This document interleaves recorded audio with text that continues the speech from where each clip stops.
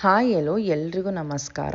ಇವತ್ತಿನ ಈ ವಿಡಿಯೋದಲ್ಲಿ ನಾನು ಮದುವೆ ಮನೆ ಶೈಲಿಯಲ್ಲಿ ನುಗ್ಗೆಕಾಯಿನ ಬಳಸಿಬಿಟ್ಟು ಹೇಗೆ ಸಾಂಬಾರು ಮಾಡೋದು ಅಂತ ತೋರಿಸ್ತಾ ಇದ್ದೀನಿ. ಇದು ತುಂಬಾ ಈಸಿ ರೆಸಿಪಿ ಮತ್ತು ಬೇಗನೆ ಮಾಡ್ಕೋಬೋದು. ನೋಡಿ, ಕನ್ಸಿಸ್ಟೆನ್ಸಿ ತುಂಬ ಗಟ್ಟಿನೂ ಇಲ್ಲ ಮತ್ತು ತೆಳುವಾಗೂ ಇಲ್ಲ, ರೈಟ್ ಕನ್ಸಿಸ್ಟೆನ್ಸಿಯಲ್ಲಿ ಕೂಡ ಹೇಗೆ ಮಾಡೋದು ಅಂತ ಶೇರ್ ಮಾಡ್ತಾ ಇದ್ದೀನಿ. ಇದನ್ನು ನೀವು ಅನ್ನದ ಜೊತೆನೂ ಸರ್ವ್ ಮಾಡ್ಕೋಬೋದು, ಇಲ್ಲ ಮುದ್ದೆ ಜೊತೆ ಕೂಡ ಈ ಸಾರು ತುಂಬಾ ಟೇಸ್ಟಿಯಾಗಿರುತ್ತೆ. ಈಗ ಮೊದಲಿಗೆ ಸಾರು ಮಾಡೋದಕ್ಕೆ ನಾನು ಕುಕ್ಕರಲ್ಲಿ ಒಂದು ಅರ್ಧ ಬಟ್ಲು ತೊಗರಿಬೇಳೆನ ನೀರು ಹಾಕ್ಕೊಂಡು ಚೆನ್ನಾಗಿ ತೊಳ್ಕೊತಾ ಇದ್ದೀನಿ. ಇದು ನೀರೆಲ್ಲ ಕ್ಲಿಯರ್ ಆಗೋವರೆಗೂ ತೊಳ್ಕೊಂಡಿದ್ಮೇಲೆ ಮತ್ತೆ ನೀರನ್ನ ಹಾಕ್ಕೊಂಡಿದ್ದೀನಿ. 1.5 ಲೋಟದಷ್ಟು ನೀರನ್ನ ಹಾಕ್ಕೊಂಡು ಒಂದು ಸ್ವಲ್ಪ ಅರಿಶಿಣದ ಪುಡಿಯನ್ನು ಹಾಕ್ಕೋತಾ ಇದ್ದೀನಿ, ಒಂದು 1/4 ಟೀ ಸ್ಪೂನಷ್ಟು. ನಂತರ ಇದಕ್ಕೆ ಒಂದು 4-5 ಡ್ರಾಪಿನಷ್ಟು ಎಣ್ಣೆನ ಹಾಕ್ಕೋತಾ ಇದ್ದೀನಿ. ಎಣ್ಣೆ ಹಾಕೋದ್ರಿಂದ ಬೇಳೆ ಚೆನ್ನಾಗಿ ಬೇಯುತ್ತೆ ಅಂತ. ಈಗ ಲಿಡ್ನ ಕ್ಲೋಸ್ ಮಾಡ್ಕೊಂಬಿಟ್ಟು 2 ವಿಷಿಲ್ನ ಕೊಡಿ. ಈ ವಿಷಿಲ್ ಬರೋಷ್ಟ್ರೊಳಗಡೆ ನಾವು ಮಸಾಲೆನ ರುಬ್ಕೊಳ್ಳೋಣ. ಅದಕ್ಕೆ ಮಿಕ್ಸರ್ ಜಾರ್ನಲ್ಲಿ 1-2 ಟೇಬಲ್ ಸ್ಪೂನ್ ಕಾಯಿ ತುರಿ, ಹಸಿ ಕೊಬ್ಬರಿ, ಒಂದು 4-5 ಎಸಳು ಬೆಳ್ಳುಳ್ಳಿ, ಒಂದು ಖಾರಕ್ಕೆ ಬೇಕಾದಷ್ಟು ಅಚ್ಚ ಖಾರದ ಪುಡಿ ಮತ್ತು ಒಂದು 3/4 ಟೇಬಲ್ ಸ್ಪೂನಷ್ಟು ಸಾಂಬಾರು ಪುಡಿನ ಕೂಡ ಹಾಕ್ಕೊಂಡಿದ್ದೀನಿ. ನೀರು ಹಾಕ್ಕೊಂಬಿಟ್ಟು ಇದನ್ನ ಫೈನ್ ಪೇಸ್ಟಾಗಿ ರುಬ್ಕೊಳ್ಳಿ. ನೋಡಿ, ಮತ್ತೆ ಒಂದು ಸ್ವಲ್ಪ ಇಷ್ಟು ನೆಲ್ಲಿಕಾಯಿ ಗಾತ್ರದಷ್ಟು ಹುಣಸೆ ಹಣ್ಣನ್ನು ನಾನು ನೀರು ಹಾಕ್ಕೊಂಡು ನೆನೆಸಿಟ್ಕೊತಾ ಇದ್ದೀನಿ. ಈಗ ಕುಕ್ಕರ್ ಕೂಡ ವಿಸಿಲ್ ಬಂದಿದೆ ಮತ್ತು ತಣ್ಣಗಾದಮೇಲೆ ನಾನು ಇದನ್ನ ಓಪನ್ ಮಾಡಿ ಒಂದು ಸ್ಪೂನ್ನ ತೊಗೊಂಬಿಟ್ಟು, ಇಲ್ಲಾಂದರೆ ಒಂದು ಮ್ಯಾಶರ್ನ ತೊಗೊಂಡು ಇದನ್ನ ಸ್ವಲ್ಪ ಮ್ಯಾಶ್ ಮಾಡ್ಕೊಳ್ಳಿ. ಆ ಬೇಳೆ ಏನಿದೆ ಅಲ್ಲ, ಪೂರ್ತಿಯಾಗಿ ಪೇಸ್ಟ್ ಕೂಡ ಆಗಬಾರ್ದು, ಆದರೆ ಮ್ಯಾಶ್ ಆಗಿರಬೇಕು. ಆವಾಗ ಅದು ಕನ್ಸಿಸ್ಟೆನ್ಸಿ ಚೆನ್ನಾಗಿರುತ್ತೆ. ಇಲ್ಲಾಂದರೆ ಸಾರು ಬೇರೆ ನೀರು ಬೇರೆ ಆಗೋಗುತ್ತೆ. ನೋಡಿ, ಈ ರೀತಿ ಮ್ಯಾಶ್ ಮಾಡಿ ಕೂಡ ನಾನು ಇಟ್ಕೊಂಡಿದ್ದೀನಿ. ನೋಡಿ, ಈಗ ಸಾರು ಮತ್ತು ನೀರು ಬೇರೆ ಬೇರೆ ಅನಿಸೋದಿಲ್ಲ. ಈಗ ಒಗ್ಗರಣೆ ಮಾಡ್ಕೊಳ್ಳೋಣ. ಅದಕ್ಕೊಂದು 3 ಟೇಬಲ್ ಸ್ಪೂನಷ್ಟು ಎಣ್ಣೆ ಕಾದಿದ್ಮೇಲೆ ಅದಕ್ಕೊಂದು ಸ್ವಲ್ಪ ಸಾಸಿವೆನ ಹಾಕ್ಕೊಂಡಿದ್ದೀನಿ. ಆ ಸಾಸಿವೆ ಸಿಡ್ದಿದ್ಮೇಲೆ ಅದಕ್ಕೆ ಒಂದು ಸ್ವಲ್ಪ ಜೀರಿಗೆನ ಹಾಕ್ಕೊಂಡಿದ್ದೀನಿ. ಮತ್ತು ಇದಕ್ಕೆ ಒಂದು 5-6 ಬೆಳ್ಳುಳ್ಳಿನ ಒಗ್ಗರಣೆಗೆ ಕೂಡ ನಾನು ಕುಟ್ಬಿಟ್ಟು ಹಾಕೋತಾ ಇದ್ದೀನಿ. ಒಂದು ಸ್ವಲ್ಪ ಕರಿಬೇವು ಮತ್ತು 1-2 ಒಣಮೆಣ್ಸಿನ್ಕಾಯಿನ ಕೈಯಲ್ಲೇ ಮುರಿದ್ಬಿಟ್ಟು ಹಾಕ್ಕೊಂಡಿದ್ದೀನಿ.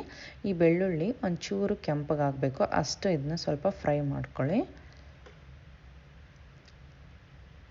ನಂತರ ಇದಕ್ಕೆ ಒಂದು ಅರ್ಧ ಸಣ್ಣದಾಗಿ ಹಚ್ಚಿರೋ ಈರುಳ್ಳಿನ ಕೂಡ ಹಾಕ್ಕೊಂಡಿದ್ದೀನಿ.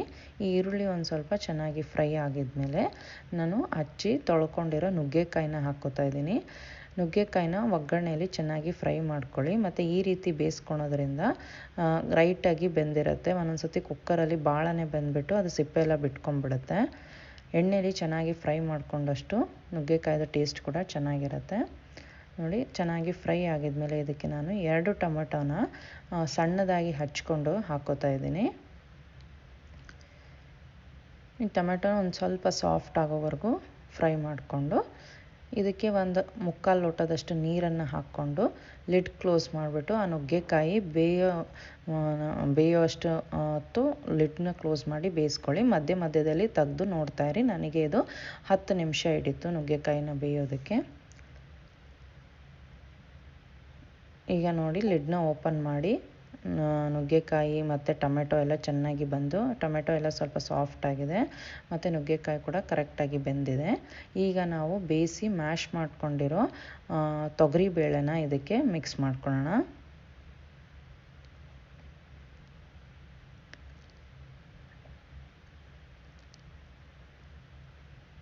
ಈ ಕುಕ್ಕರ್ಗೆ ಒಂದು ಸ್ವಲ್ಪ ನೀರನ್ನು ಕೂಡ ಹಾಕ್ಕೊಂಡು ಅದನ್ನ ಕೂಡ ಇದಕ್ಕೆ ಸೇರಿಸ್ಕೊತಾ ಇದ್ದೀನಿ.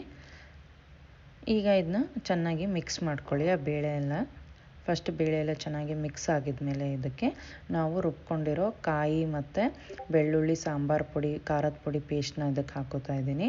ನಮ್ಮ ಸಾಂಬಾರು ಪುಡಿಯಲ್ಲಿ ಖಾರದ ಪುಡಿ ಇರೋದಿಲ್ಲ, ಅದಕ್ಕೆ ಎಕ್ಸ್ಟ್ರಾ ಖಾರದ ಪುಡಿ ಹಾಕಿದ್ದೀನಿ. ನಿಮ್ಮದು ಖಾರದ ಪುಡಿ ಸಾಂಬಾರಿದ್ದರೆ ಎಕ್ಸ್ಟ್ರಾ ಖಾರ ಪುಡಿ ಹಾಕೋದೇನು ನೆಸೆಸಿಟಿ ಇರೋದಿಲ್ಲ. ಈಗ ಇದಕ್ಕೆ ನಾವು ಹುಣಸೆ ಹಣ್ಣಿನ ನೆನೆಸಿಟ್ಟಿರ್ತೀವಲ್ವ, ಅದನ್ನು ಕಿವುಚ್ಬಿಟ್ಟು ಅದರ ರಸನ ಕೂಡ ಹಾಕ್ಕೊಳ್ಳಿ. ನಂತರ ಇದಕ್ಕೆ 1 ತುಂಡದಷ್ಟು ಬೆಲ್ಲನ ಹಾಕ್ಕೊಳ್ಳಿ. ಬೆಲ್ಲ ಆಪ್ಷನಲ್ಲು, ನಿಮಗೆ ಬೇಡ ಅಂದರೆ ಸ್ಕಿಪ್ ಮಾಡ್ಕೊಳ್ಳಿ. ಮತ್ತು ರುಚಿಗೆ ಬೇಕಾದಷ್ಟು ಉಪ್ಪನ್ನು ಹಾಕ್ಕೊಂಡು ಚೆನ್ನಾಗಿ ಎಲ್ಲ ಮಿಕ್ಸ್ ಮಾಡ್ಕೊಳ್ಳಿ. ಇದು ಒಂದು ಸಲ ಹೈ ಫ್ಲೇಮಲ್ಲಿ ಕುದಿ ಬಂದ ಮೇಲೆ ಲೋ ಫ್ಲೇಮ್ ಮಾಡಿಬಿಟ್ಟು ಒಂದು 3-4 ನಿಮಿಷ ಚೆನ್ನಾಗಿ ಕುದಿಸಿ. ಸಾರು ಎಷ್ಟು ಚೆನ್ನಾಗಿ ಕುದಿಯುತ್ತೋ ಅಷ್ಟು ಟೇಸ್ಟು ಚೆನ್ನಾಗಿರುತ್ತೆ. ನೋಡಿ ಇದು ಐ ಫ್ಲೇಮಲ್ಲಿ ಕುದಿ ಬಂದಮೇಲೆ ನಾನು ಮತ್ತೆ ಲೋ ಫ್ಲೇಮಲ್ಲಿ ಒಂದು 3-4 ನಿಮಿಷ ಚೆನ್ನಾಗಿ ಕುದಿಸಿದ್ದೀನಿ. ಈಗ ಸಾರು ರೆಡಿಯಾಗಿದೆ. ಈಗ ಲಾಸ್ಟಲ್ಲಿ ಸಣ್ಣದಾಗಿ ಕಟ್ ಮಾಡಿರೋ ಕೊತ್ತಂಬರಿ ಸೊಪ್ಪನ್ನ ಹಾಕ್ಕೊಂಡ್ರೆ ಸಾರು ರೆಡಿಯಾಗೋಗುತ್ತೆ. ಈ ರೆಸಿಪಿನ ಟ್ರೈ ಮಾಡಿ, ನಿಮ್ಮ ಫ್ರೆಂಡ್ಸ್ ಆ್ಯಂಡ್ ಫ್ಯಾಮಿಲಿ ಜೊತೆ ಶೇರ್ ಮಾಡಿ. ಇಷ್ಟ ಆದರೆ ನಿಮಗೆ ಲೈಕ್ ಆ್ಯಂಡ್ ಕಮೆಂಟ್ ಮಾಡಿ, ಮತ್ತು ಚಾನಲ್ಗೆ ಸಬ್ಸ್ಕ್ರೈಬ್ ಮಾಡ್ಕೊಳ್ಳಿ. ಇನ್ನು ನನ್ನ ಬೇರೆ ವೀಡಿಯೋಸ್ ನೀವು ನೋಡಬೇಕು ಅಂದರೆ ಸ್ಕ್ರೀನ್ ಮೇಲೆ ಬರ್ತಾ ಇರೋ ಲಿಂಕನ್ನು ಕ್ಲಿಕ್ ಮಾಡಿದರೆ ನೀವು ಆ ವೀಡಿಯೋಸ್ನ ಕೂಡ ನೋಡ್ಕೋಬೋದು. Thank you.